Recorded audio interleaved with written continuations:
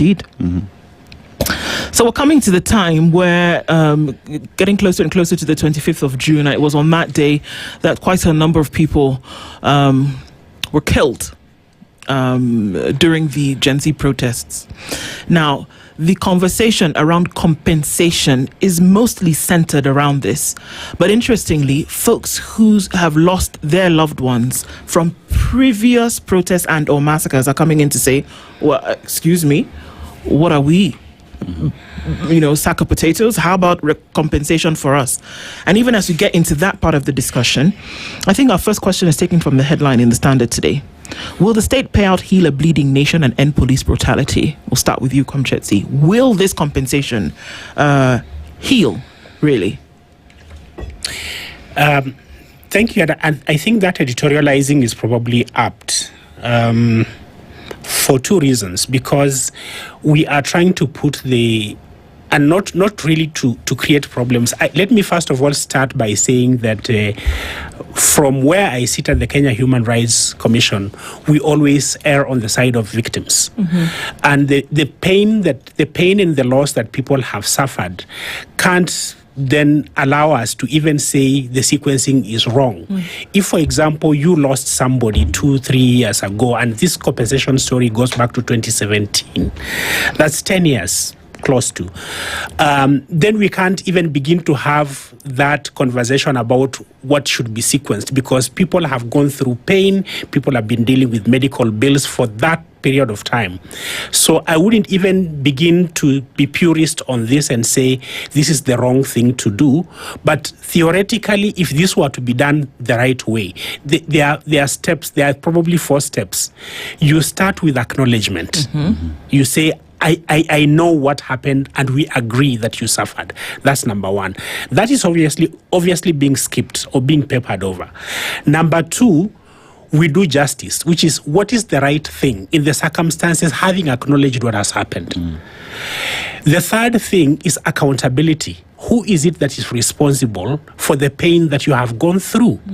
And then now where we come to is number 4, and compensation is even a half of number 4.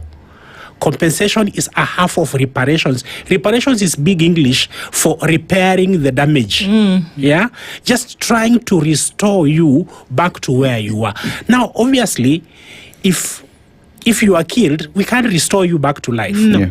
So that's where this conversation then is a very difficult conversation for us to have, because yes, if, for example, you've been destitute because your breadwinner was shot dead in 2017, obviously whatever money are going to be made available can go a long way. It can prevent a child from dropping out of school.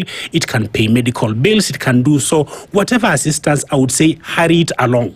I would even put my principles aside and say, for the sake of humanity, hurry it along as quickly as possible. But the proper way to do it would be to actually say, let us find justice first. And the first step is to acknowledge and say a human life was disrupted, either it was ended, somebody was injured. So we acknowledge. Having acknowledged, then of course, from that moment of acknowledgement, that is where now this demand for an apology comes from. And so, I think the Standard is quite right in saying, apologize. And it's quoting victims who are saying, we see what you are doing, but you are doing a backhanded acknowledgement. And that is why this is a very difficult subject for me to engage, because I'm also engaging with it from that point of humanity. And you're like, are we going to look this gift horse in the mouth if, for example, you have people who are in destitution? A lot of the people who got shot from 2017, if you look at the profile of the ages, unfortunately, I've actually looked at all the reports from that time. The profile of the ages of the people who are victims of this violence are young. There are people in their 20s, early 30s. So if you're talking at people who are really at the beginning of their lives, if they are family people, they are leaving behind widows and toddlers and children. And so at that moment, I don't want to have a conversation about the sex of the angels in terms of, what comes first. I'm like, no, just deal with the urgency of the situation right now. So in that sense, then I start by saying, first of all, just get them the compensation.